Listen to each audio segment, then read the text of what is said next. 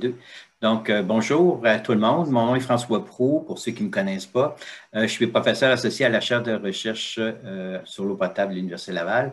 Je travaille aussi à la Ville de Québec et à la Communauté métropolitaine de Québec à titre d'expert en eau potable. Et je tiens aussi à souligner la présence de Manuel Rodriguez, qui est titulaire de la chaire de recherche en eau potable de l'Université Laval.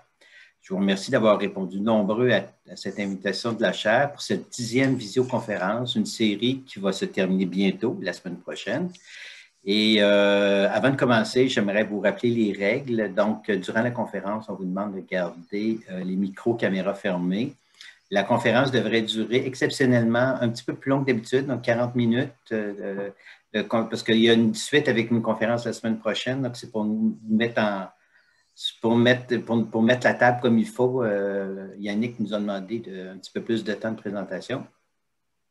Et on va prendre, à la suite de laquelle on va prendre les questions des participants et participantes. Je vous invite à utiliser la fonction de clavardage de Zoom et je relayerai par la suite les questions aux conférenciers. Vous pouvez aussi, si vous voulez parler, vous pouvez dire que je veux prendre la parole, puis vous pourrez allumer votre caméra quand je vous donnerai la parole et poser votre question. Ça se peut aussi, comme on n'aura peut-être pas le temps de répondre à toutes les questions, je garde le clavardage et je vais envoyer les questions à Johan pour qu'il puisse vous répondre par la suite par courriel. J'ai tous vos courriels. Donc, aujourd'hui, nous avons le plaisir d'avoir avec nous Johan Tremblay qui nous présentera la conférence. Johan Tremblay détient un baccalauréat en géographie physique et géologie de l'Université McGill et une maîtrise en sciences de l'eau de l'Institut national de la recherche scientifique, Centre eau, terre et environnement.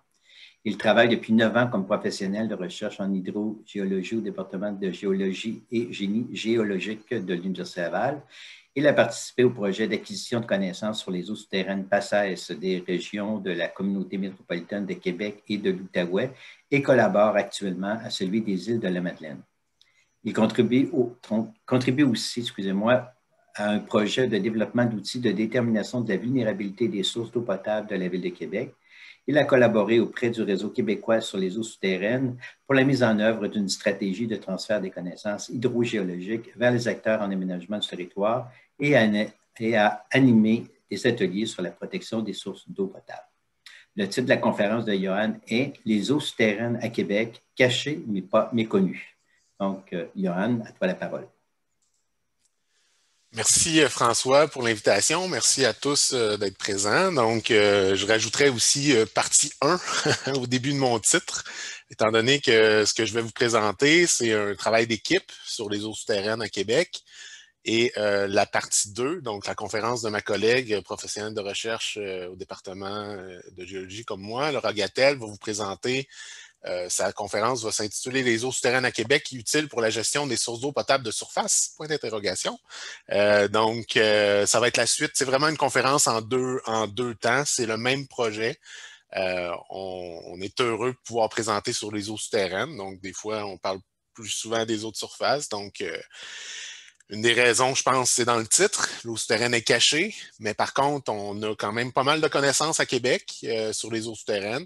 Fait qu'on va vous présenter, aujourd'hui, je vais vous présenter dans un premier temps qu'est-ce qu'on connaît sur les eaux souterraines à Québec, puis qu'est-ce qu'on souhaite connaître sur les eaux souterraines à Québec. Je vais vous le mettre en contexte aujourd'hui, puis ma collègue Laura Gattel va exposer ça plus en détail la semaine prochaine.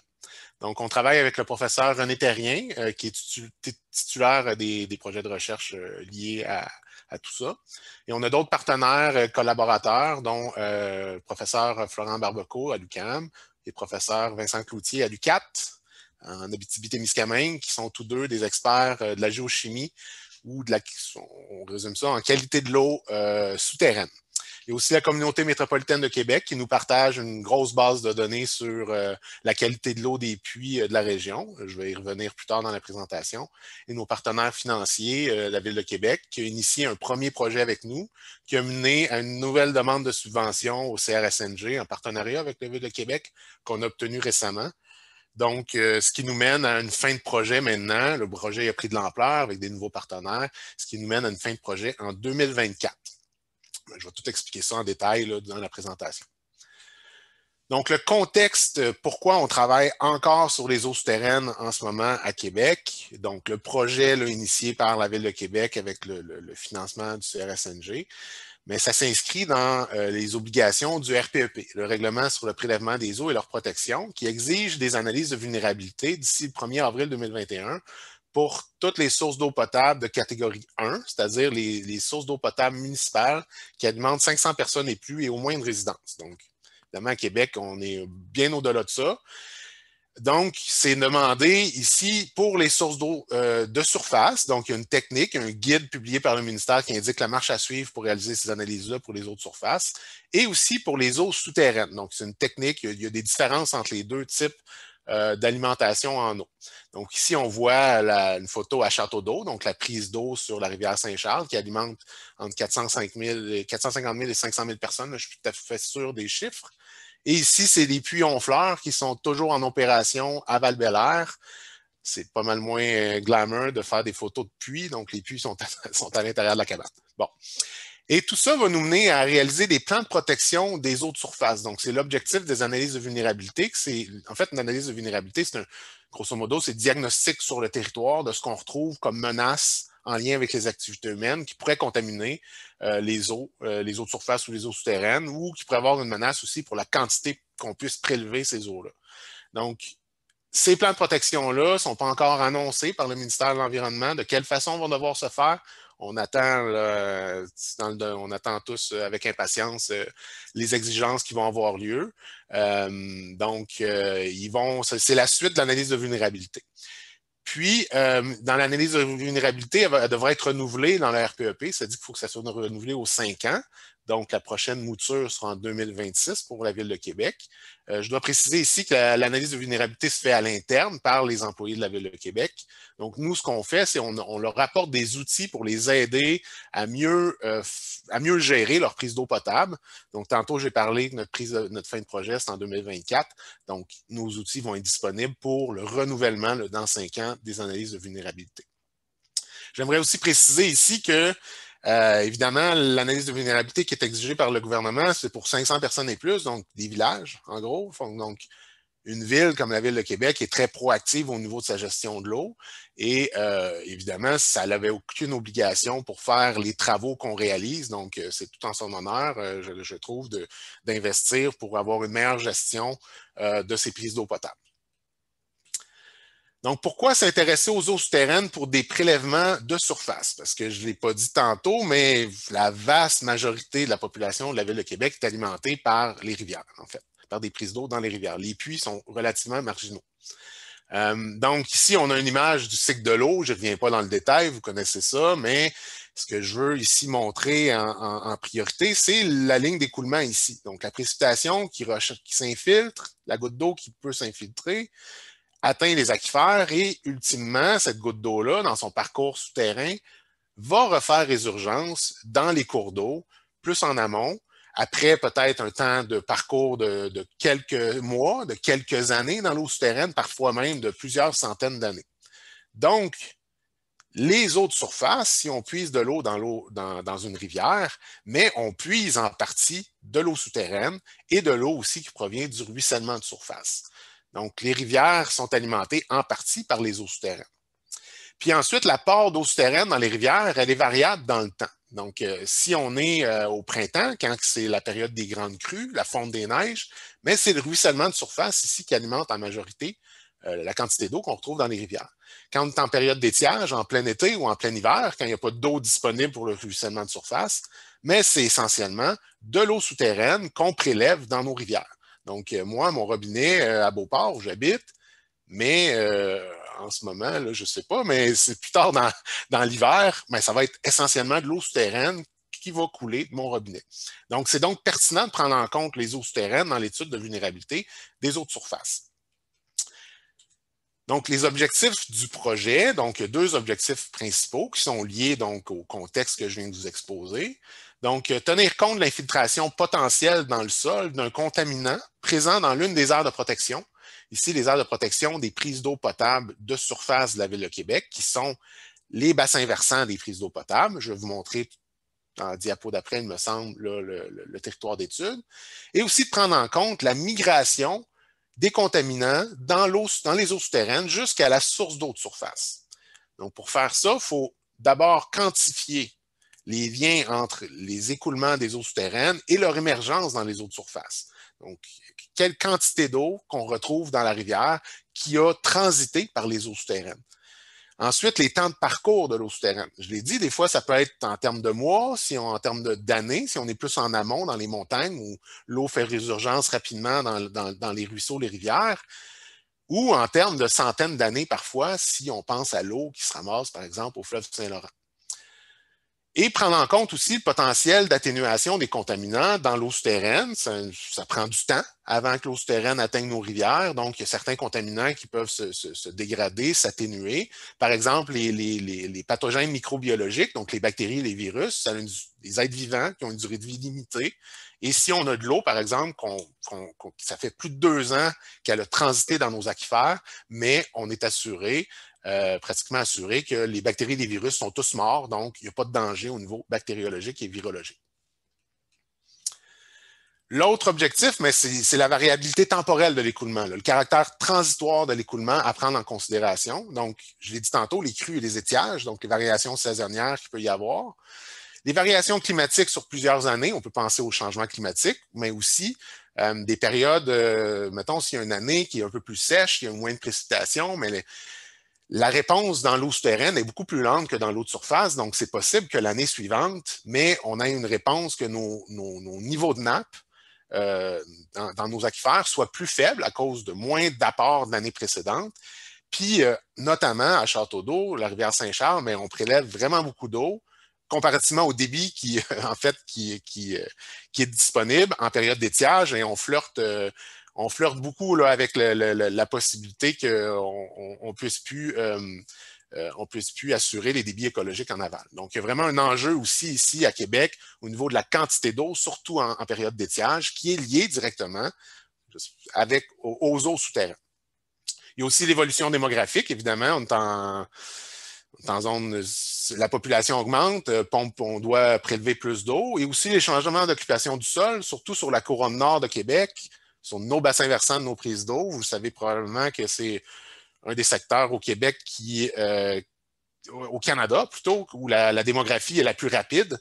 Donc on peut changer le potentiel d'infiltration en imperméabilisant les sols, par exemple. Donc, c'est des choses à prendre en considération aussi, qu'on souhaite prendre en considération dans toutes nos analyses.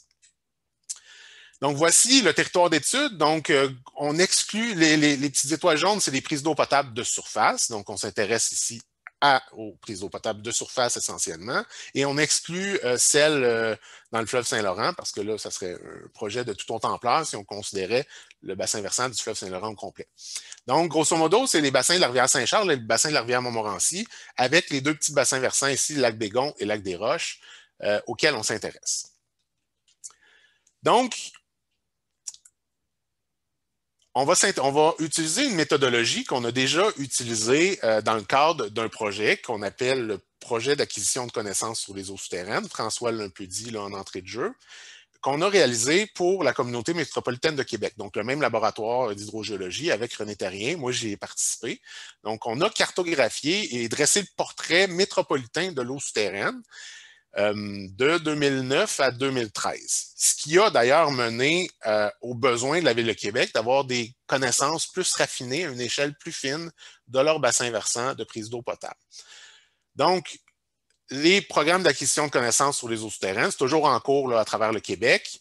La méthodologie, c'est de collecter et interpréter les données qui sont existantes. Évidemment, les forer un puits, en fait, l'eau souterraine, les seules fenêtres qu'on a, c'est caché, l'eau souterraine. Fait que les fenêtres qu'on a pour pouvoir prendre des mesures, voir un peu savoir ce qui se passe, mais c'est les puits qu'on retrouve sur le territoire. Donc, c'est la collecte de toutes les connaissances qu'on a sur les puits du territoire, mais c'est majeur, c'est ultra important de faire ça. Donc, c'est la première étape du projet. Donc, mettre à jour l'interprétation de ces données-là existantes suite à l'ancien projet, là, le PACES, le programme d'acquisition de connaissances sur les eaux souterraines, qu'on remet à jour. Et ensuite, On réalise des travaux de terrain complémentaires dans des secteurs d'intérêt, où on a des contextes hydrogéologiques là, qui nous intéressent plus à investiguer. Mon Dieu, j'ai mon eau qui vient de me splasher dans le visage, je m'excuse. À l'aide de ces informations-là qu'on récolte, ça nous permet de dresser le portrait de la ressource en eau souterraine, ici sur un territoire plus restreint que ce qui avait été fait dans le cadre de l'ancien projet, et d'élaborer des modèles conceptuels qui vont décrire la dynamique de l'écoulement des eaux souterraines et des eaux de surface, ce qui va nous mener ensuite à pouvoir élaborer des modèles mathématiques qui vont nous permettre de quantifier ce qu'on retrouve sous nos pieds, donc quantifier les écoulements de l'eau souterraine et de l'eau de surface, donc les apports en eau souterraine qu'on retrouve dans nos rivières, le transport de masse et le transport de migration des contaminants potentiels.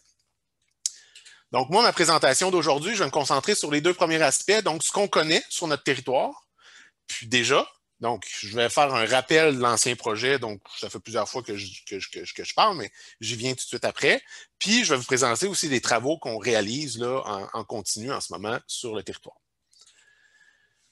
Donc, ce qu'on connaît provient en majeure partie du portrait qu'on a établi en 2013 des eaux souterraines à l'échelle de la communauté métropolitaine de Québec. Donc, le fameux PACES, Projet d'acquisition de connaissances sur les eaux souterraines. Je vais employer l'acronyme PACES à partir de maintenant.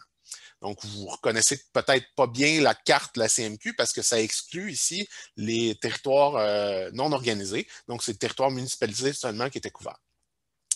J'ai remis sur la carte, vous reconnaissez le bassin versant de la rivière Saint-Charles, le bassin versant en fait, la prise d'eau de la rivière Saint-Charles, à Château-d'Eau qui est ici, et le bassin versant des prises d'eau de la rivière Montmorency.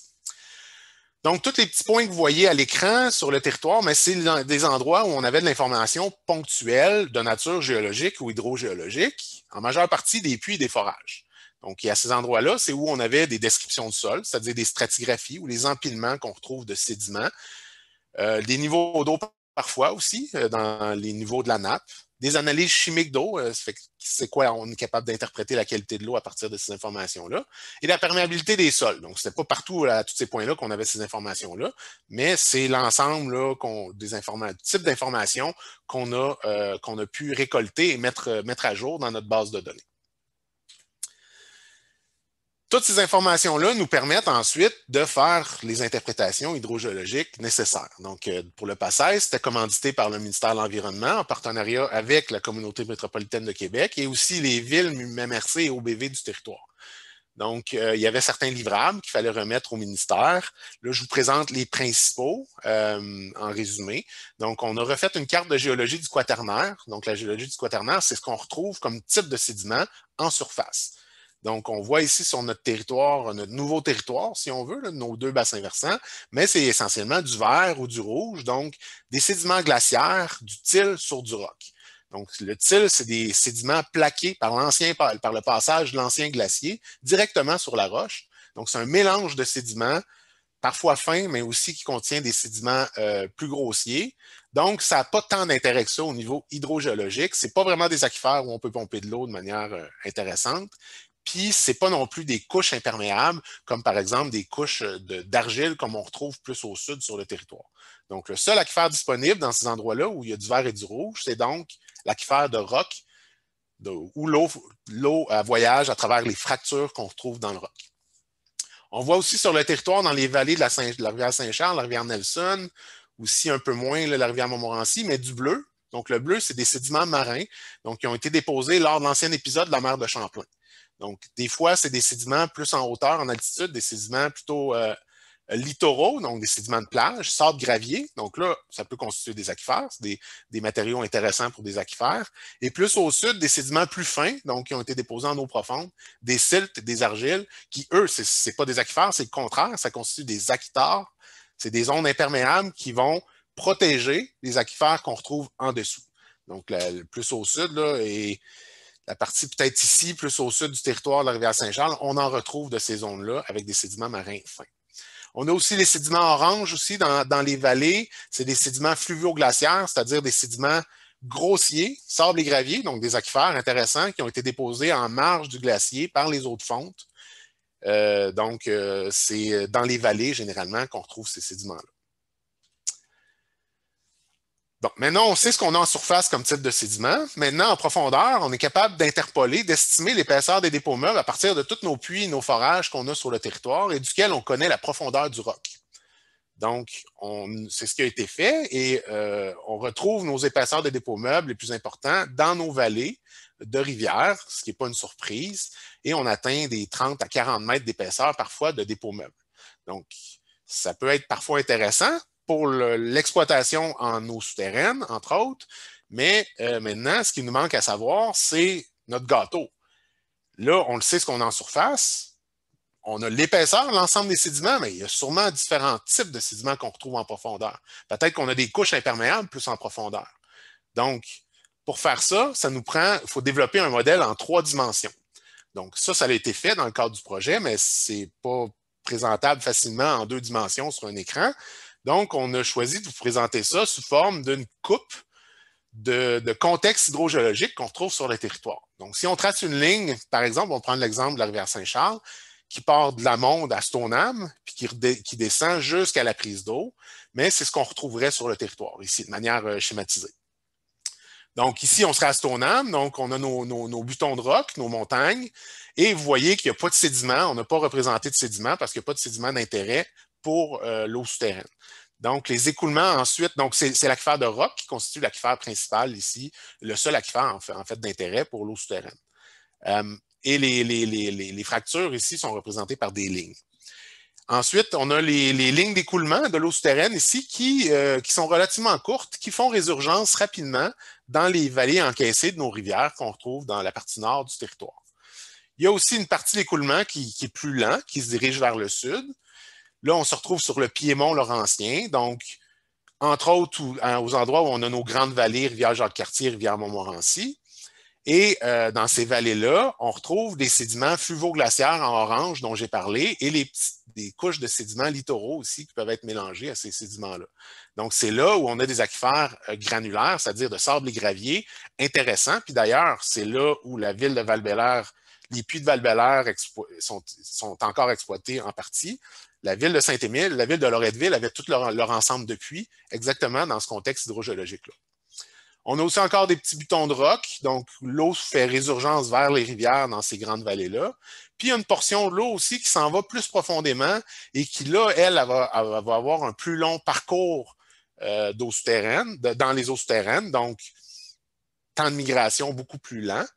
Et on se retrouve peut-être à partir du lac Saint-Charles et plus au sud sur la plateforme du Saint-Laurent, donc la province géologique, la plateforme du Saint-Laurent. Donc maintenant, c'est des roches sédimentaires qui sont toujours pas moins perméables que les roches ignées ici.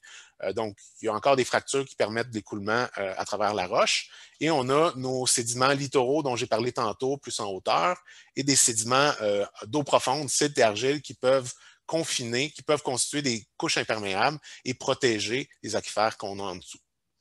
Et nos écoulements très lents, probablement qu'il y en a une bonne partie qui s'en vont qui passent en dessous de la zone imperméable et qui se dirigent vers le fleuve Saint-Laurent. Je vais passer sur les autres contextes, étant donné que ça serait intéressant, mais étant donné que notre nouveau territoire d'études ne concerne pas ces contextes-là. Maintenant qu'on connaît notre modèle 3 dimensions, notre gâteau, on est capable de connaître les endroits où on a nos sables et nos graviers, donc nos sédiments grossiers qui constituent des aquifères. Donc, et même, on est capable d'interpréter leur épaisseur de ces aquifères-là. Donc, les aquifères de dépôts meubles. Dépôts meubles, sédiments, ça veut dire la même chose. Donc, c'est dans les endroits, sans surprise, dans nos grandes vallées, où on a nos sédiments fluvio-glaciaires dont j'ai parlé. Et c'est là où il y a les anciens puits, je te disais, de Val-Bélair, Loretteville et Saint-Émile. Maintenant, juste une petite gorgée d'eau. Maintenant qu'on connaît notre contenant, où l'eau souterraine est située, maintenant on peut penser à comprendre mieux l'écoulement, de quelle façon l'eau s'écoule. La première des choses à considérer, c'est l'élévation, les niveaux piézométriques de l'eau souterraine. Donc, on est capable de réaliser une carte de niveau piézométrique en prenant toutes les mesures de niveau d'eau qui ont été prises dans les puits. Ici, les profondeurs de l'eau sont représentées en élévation par rapport au niveau moyen de la mer, et l'eau souterraine, simplement, va s'écouler de manière gravitaire d'un point élevé vers un point bas. Donc, ici, les flèches montrent des exemples de direction d'écoulement. Et plus la flèche est courte, en fait, moins le temps de parcours de l'eau souterraine est long. Donc, dans nos zones plus au nord, Stoneham, Sainte-Brigitte de Laval, les flèches là, ici, sont au-delà, là, mais c'est le même contexte. Ils vont être courtes, donc l'eau s'infiltre dans le roc sur les butons de montagne et vont faire résurgence relativement rapidement dans les cours d'eau en amont. Plus qu'on s'approche vers Laval, ici, vous voyez, il commence à y avoir des flèches beaucoup plus longues. Ici, tantôt, je l'ai mentionné, on commence à avoir des argiles qui datent de la mer de Champlain. Donc, l'eau souterraine ne peut plus faire résurgence, donc les temps d'écoulement vont être plus longs. Peut-être plusieurs centaines d'années, même parfois des milliers d'années. Là, on ne l'a pas considéré encore. Et plus le temps d'écoulement est long, donc plus l'eau passe du temps mélangée avec les sédiments ou le roc, donc plus il va y avoir de chance à cette eau-là de dissoudre les minéraux, donc elle va être gorgée, la concentration en minéraux va augmenter. On a aussi estimé la recharge annuelle des aquifères à l'aide d'un modèle mathématique qui s'appelle HELP, un modèle d'infiltration, qui, ici, ce qu'on représente, c'est la recharge en millimètres par année d'eau qui atteint notre aquifère. Donc, il y a une partie qui est évapotranspirée des précipitations, une partie qui est ruisselée en surface et une partie qui se recharge vers les aquifères. Donc, les valeurs, vous voyez, sont quand même pas mal élevées là, sur notre territoire d'étude, 400 à 500 mm par année, ce qui est quand même beaucoup. Si on pense à des précipitations environ 1200 mm par an, mais c'est peut-être 40 des précipitations qui sont rechargées qui rechargent les aquifères annuellement. Et tantôt, je l'ai dit, l'eau qui rentre dans les aquifères, elle va ressortir un jour. Donc, à l'échelle de plusieurs années, on va considérer que cette eau-là qui est rentrée, elle va ressortir. Donc, il y aurait l'équivalent de ce qui rentre en recharge qui ressort dans nos rivières. Donc, 500 mm par année, c'est beaucoup dans nos rivières. Si on pense à ce qui reste tantôt, j'ai dit 40 des précipitations, donc il nous reste 60 pour l'évapotranspiration puis le ruissellement de surface. L'évapotranspiration, c'est des fois un bon 30-40 Donc, si on a 20 de ruissellement de surface, puis 40 de recharge, mais on a 2 fois plus d'eau souterraine dans nos rivières que, en fait, c'est mal dit, on a 2 fois plus d'eau qui a transité par le souterrain dans nos rivières que d'eau qui a ruisselé simplement en surface. Donc, de là où je disais, dans mon robinet chez moi, quand j'ouvre le robinet, il y a une bonne partie de cette eau-là qui provient de l'eau souterraine. On a aussi estimé la vulnérabilité des aquifères avec la méthode drastique, qui est la méthode qui est exigée d'ailleurs par réglementation par le ministère de l'Environnement, par le RPEP. Donc, plus la couleur est chaude, pardon, plus l'indice, plus la vulnérabilité est grande. Donc, s'il y avait un contaminant en surface, est-ce qu'il y aurait des chances de s'infiltrer ce contaminant-là, puis passer à travers toutes les couches de sol, puis venir atteindre notre aquifère? Si oui, s'il y a des grandes chances que ça se produise, mais l'indice drastique serait élevé. Donc, vous voyez ici les zones où c'est froid, où nos couleurs sont chaudes, mon Dieu, je déparle. Mais c'est, sans surprise, encore une fois, dans nos grandes vallées, on a nos sédiments fluvio-glaciaires de sable et gravier qui sont très perméables. Et on a des petites zones ici d'aquitard, ou très faible l'indice drastique, où on a les argiles de la mer de Champlain qui protègent les aquifères en dessous. Sinon, ailleurs sur le territoire, c'est, disons, moyen la vulnérabilité, où on a notre fameux til, qui est ni un aquifère ni un aquitard, donc qui participe un peu à protéger, mais qui ne protège pas pleinement là, nos aquifères en dessous. On a aussi estimé, fait le portrait de la qualité de l'eau. On a récolté environ 140 échantillons à l'échelle de la CMQ au complet, dans 140 de puits, et on a fait analyser cette eau-là en laboratoire pour dresser le portrait de la qualité de l'eau naturelle de l'eau souterraine. Donc, depuis, je ne vous les présente pas, ces résultats-là, parce que depuis, il y a une grosse étude qui a été réalisée par la communauté métropolitaine de Québec, dont François Proulx et d'ailleurs Gabriel Bolduc-Desrasses sont les auteurs en 2018. Donc, l'étude, en fait, ce qui s'est passé, vous en avez sûrement déjà entendu parler, je présume, mais il y a eu 2184 puits privés qui ont été échantillonnés par les OBV du territoire dans le bassin versant de la prise d'eau de la rivière Saint-Charles, mais aussi de la Montmorency. Ici, je présente seulement la rivière Saint-Charles parce que ça faisait beaucoup d'informations à l'écran, mais ça a aussi été fait pour le bassin de la rivière Montmorency. Donc, c'est énorme, 2184 puits privés. Nous, on en avait 140 dans le cadre de notre ancienne étude. Fait qu'il y a beaucoup d'informations sur la qualité de l'eau entre les deux projets, là, entre notre projet qu'on réalise actuellement et notre ancien, qui sont maintenant disponibles. D'ailleurs, on a une entente avec la communauté métropolitaine de Québec pour pouvoir utiliser et mener plus loin les analyses qui ont été faites par François Proulx et Gabriel Bolduc-Deraspe, qui sont présentés ici à l'écran. Donc, avec nos experts en eau souterraine, là, Florent Barbeco et Vincent Cloutier, nos experts en qualité de l'eau souterraine là, de l'UQAM et de l'UQAM. Donc, ici, ce qui est présenté, c'est que les coliformes totaux, ici, c'est dans les puits privés, là, les puits résidentiels en opération, où les échantillons ont été récoltés. Donc, il y en avait beaucoup qui ne respectent pas la norme coliformes totaux. Il y en a aussi plusieurs qui ne respectaient pas la norme de colis. Donc, il y avait déjà des inquiétudes à ce niveau-là. Et ensuite, pour des paramètres inorganiques, donc on a les nitrites-nitrates ici qui sont représentés. Donc, en rouge, c'est plus de 0,5 mg par litre. J'aimerais rappeler ici que la norme pour la qualité de l'eau potable, qui aurait un danger pour la santé, c'est 10 mg par litre. Donc, c'est 20 fois la valeur qui sont représentées en rouge, mais c'est en rouge ici, ça a été représenté parce que les auteurs croient que probablement que c'est pas la nature de la roche ou seulement la dissolution de l'eau de la roche par l'eau souterraine qui peut expliquer ces concentrations-là plus élevées de nitrite-nitrate, mais probablement des activités humaines qui en sont responsables. Même chose pour les chlorures. Ici, les chlorures, on parle de 250 mg par litre comme objectif esthétique. Au-delà, ça goûte le sel. Mais ici, il n'y a pas de norme, il n'y a pas de danger pour la santé.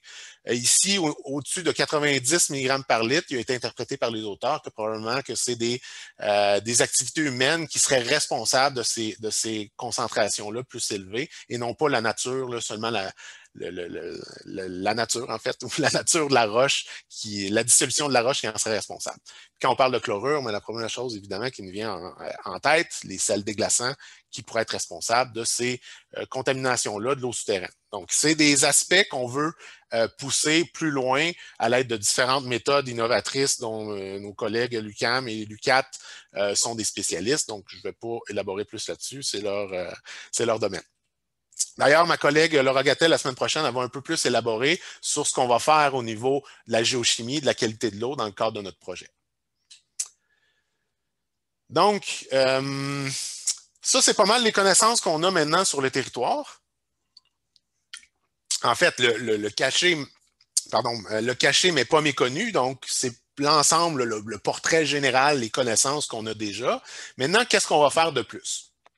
Bien, on réalise des travaux de terrain assez conséquents depuis 2018 afin de pouvoir avoir des données, des informations pour pouvoir informer notre modèle mathématique qu'on va utiliser et qui va nous permettre de quantifier les liens entre les écoulements, les temps de migration de l'eau et des contaminants, donc, dont ma collègue va vous parler la semaine prochaine.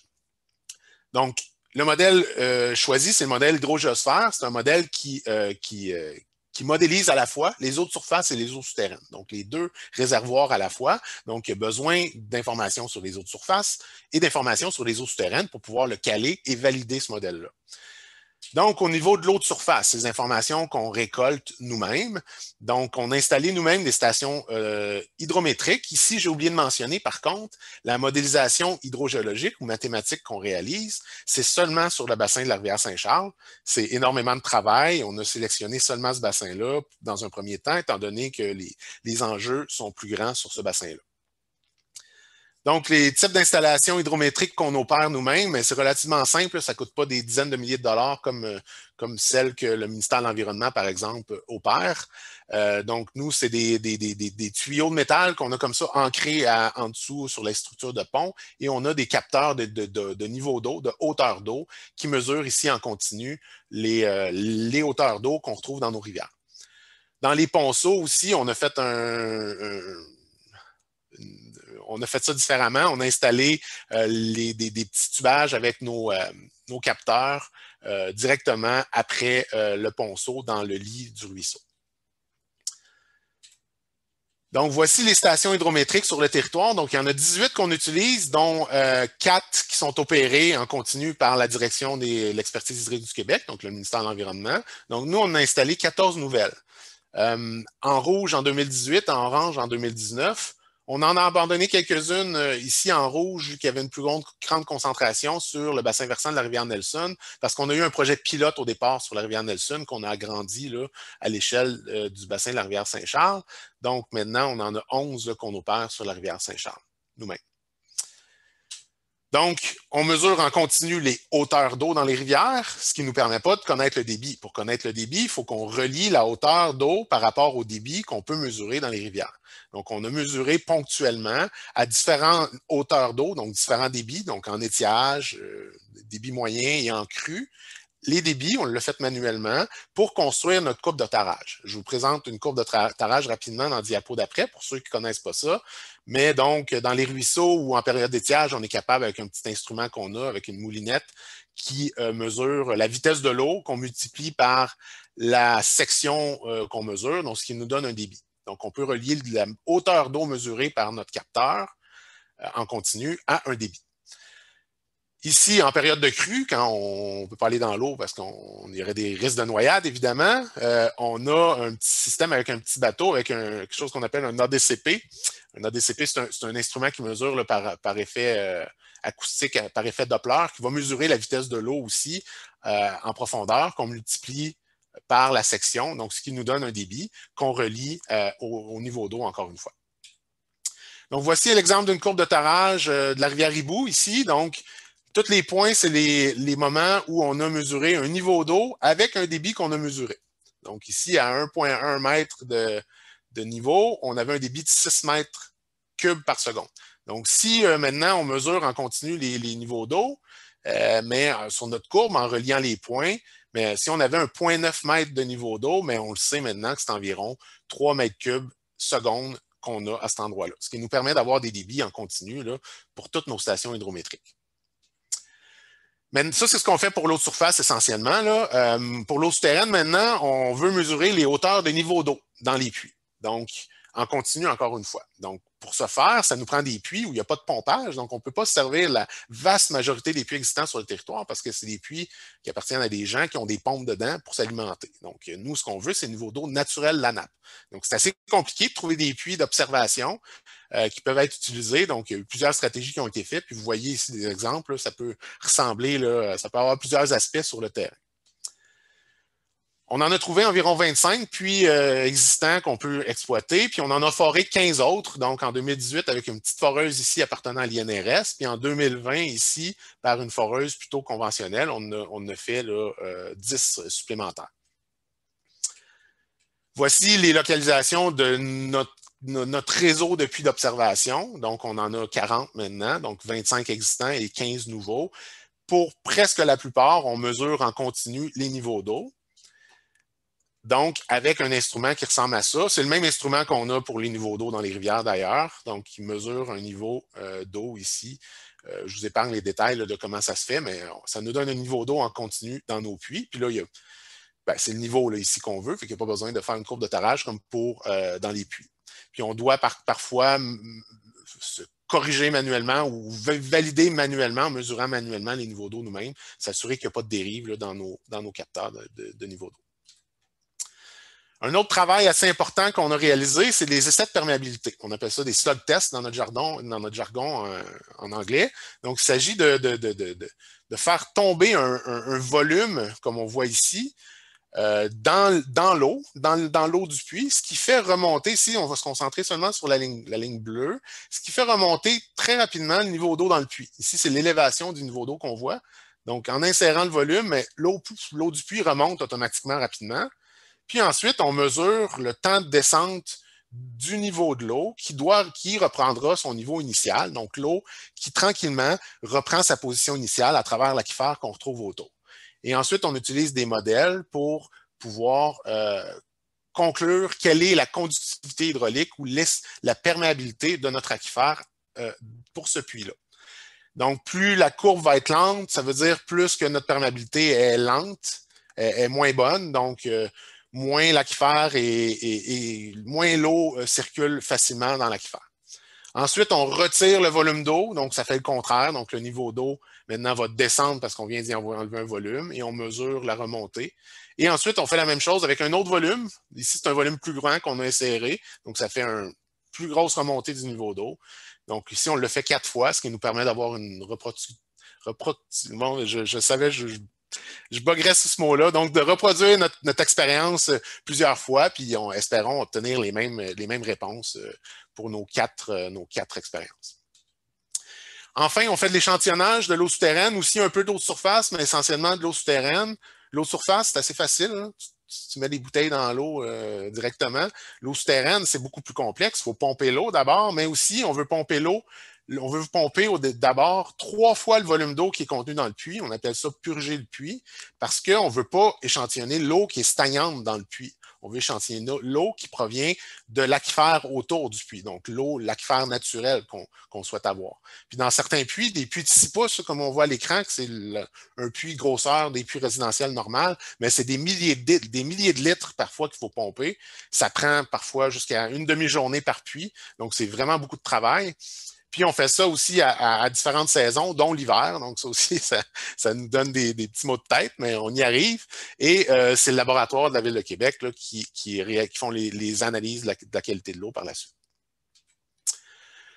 Donc, je suis rendu à ma conclusion. Je reviens sur mon titre, les eaux souterraines à Québec cachées mais pas méconnues. Donc, vous voyez qu'on a quand même pas mal de connaissances à l'échelle métropolitaine, à l'échelle régionale sur les eaux souterraines, mais que la Ville de Québec souhaite avoir des connaissances plus précises pour une meilleure gestion de leur prise d'eau potable.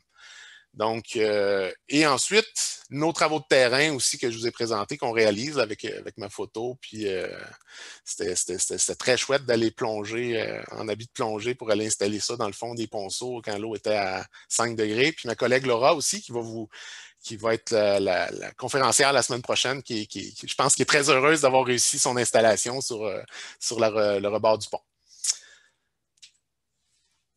Bon, la suite, la semaine prochaine, parlera justement. Donc, ça va être les eaux souterraines à Québec utiles pour la gestion des sources d'eau potable de surface. Donc, on a pas mal déjà dit dans le contexte, mais elle va aller beaucoup plus loin. Donc, comment la modélisation numérique, elle est experte en modélisation numérique, puis aussi l'étude de la géochimie qu'on va faire en partenariat avec nos partenaires de l'UQAM et de l'UQAT, peuvent aider à la gestion de la ressource des prises d'eau de surface. Donc, par exemple, quelle part d'eau pompée à château d'eau vient du souterrain? Combien de temps l'eau voyage dans le souterrain avant de faire résurgence dans la rivière?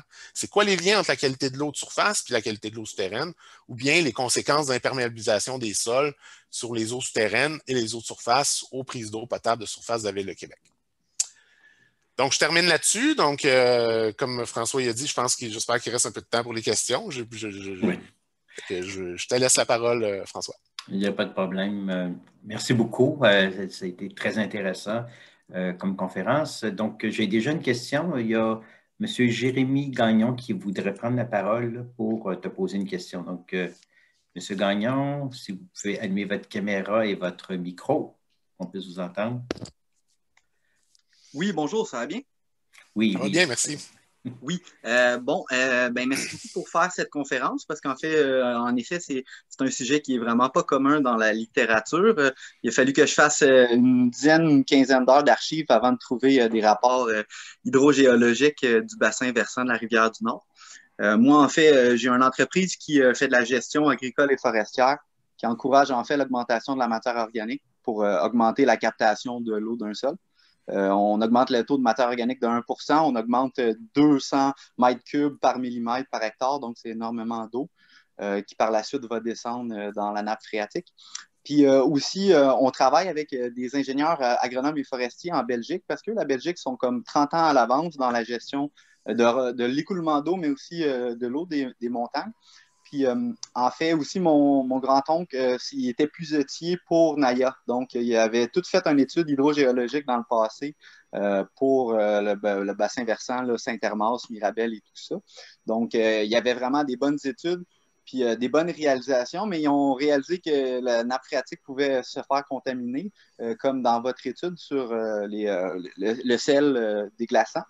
Alors, il y aurait un minerai qui remplacerait en fait les sels déglaçants, qui est un CaSiO3, qui est en fait un calcium silicote qui serait un adhésif, un abrasif et aussi un déglaçant. Et ce minéraux-là est naturel et décontamine en fait les métaux lourds et les surplus de phosphore.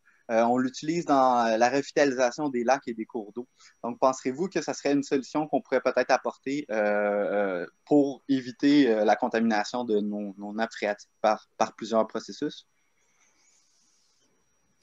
Ben, écoutez, moi, je ne suis pas du tout un spécialiste de ça, malheureusement. Ma réponse Ouais. avec Ben, non. la qualité d'eau a en fait un lien Oui. chimique avec le type de géologie que l'eau va parcourir dans les dépôts Oui. hydrogéologiques, n'est-ce pas? Ouais. Mais moi, je peux répondre un peu peut-être à la question, là. C'est sûr que c'est sûr qu'en diminuant les chlorures, ça aide, là. Sauf qu'il faut être prudent.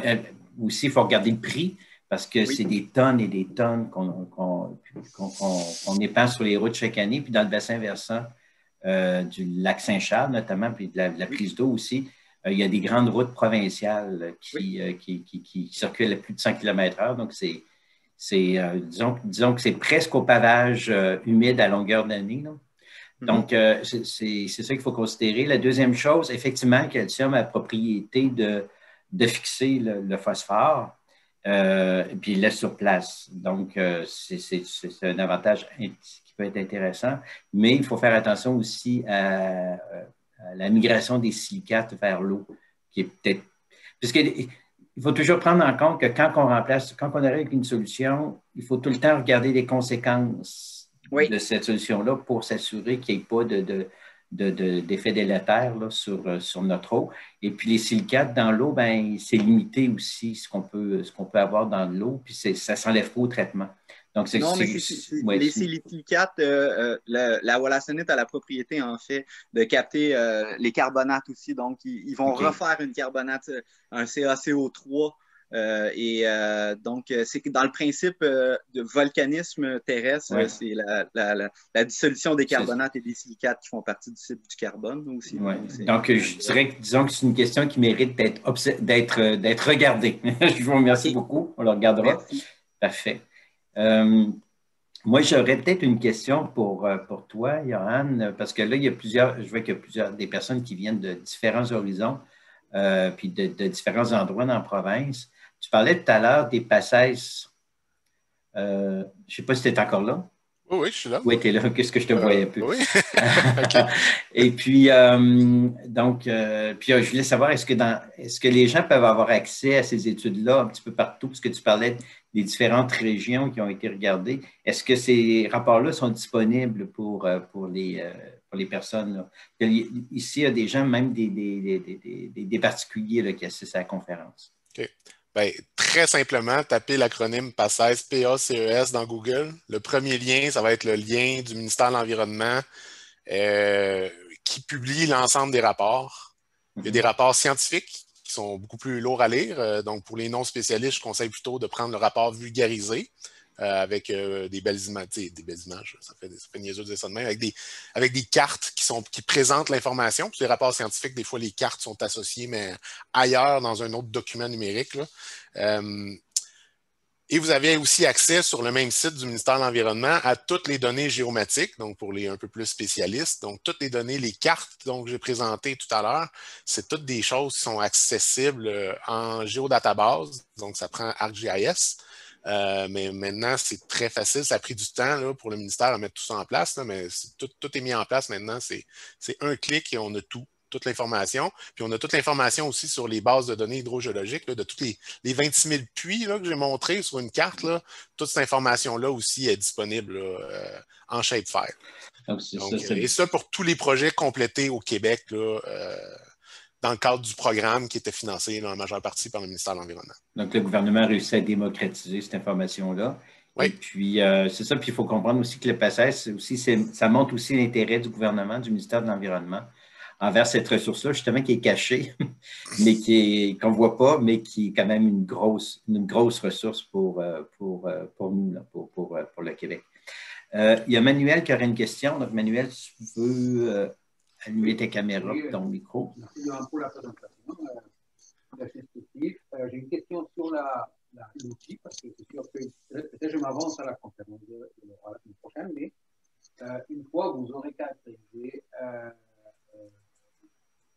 le lien entre l'eau surface et l'eau souterraine et l'eau de surface.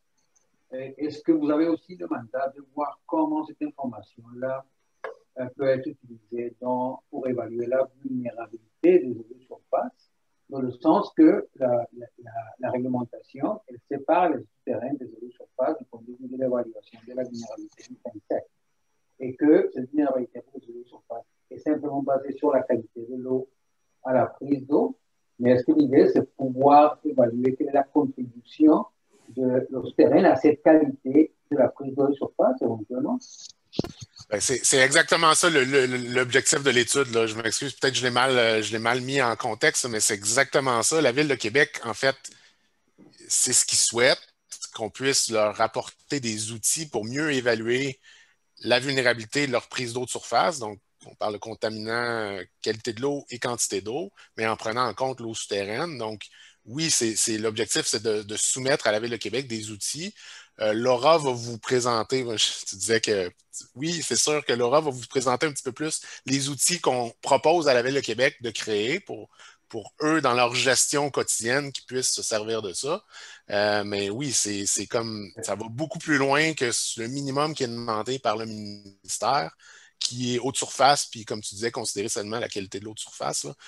Donc ici, c'est comment est-ce qu'on va prendre en compte cette qualité de l'eau souterraine-là pour bien gérer la prise d'eau. Puis là, on pense vulnérabilité, mais au-delà, plan de protection, etc. Là, fait que, c'est quoi les actions à mettre en place pour réduire les contaminants qui, vous le savez, là, quand on parle des nitrites, nitrates, puis des chlorures, c'est des contaminants qui typiquement transitent par les eaux souterraines. Fait que mieux comprendre toute cette transition-là de ces contaminants-là, leur processus d'atténuation, puis là, on commence à avoir des réponses à la prise d'eau dans l'eau de surface, ce qui est un peu inquiétant dans un certain sens, parce que l'eau souterraine, ça prend beaucoup de temps avant qu'elle atteigne l'eau de surface à château d'eau.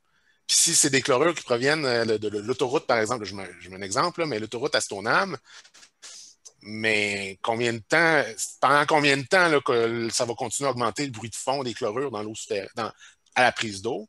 Donc, c'est le genre d'analyse qu'on veut faire, mais c'est aussi axé sur l'outil, comment la Ville va pouvoir utiliser nos connaissances pour mettre en place ces outils-là.